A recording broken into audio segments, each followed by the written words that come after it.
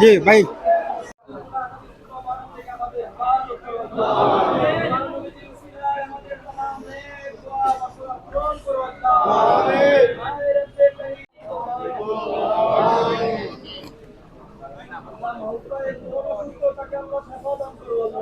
আমিন।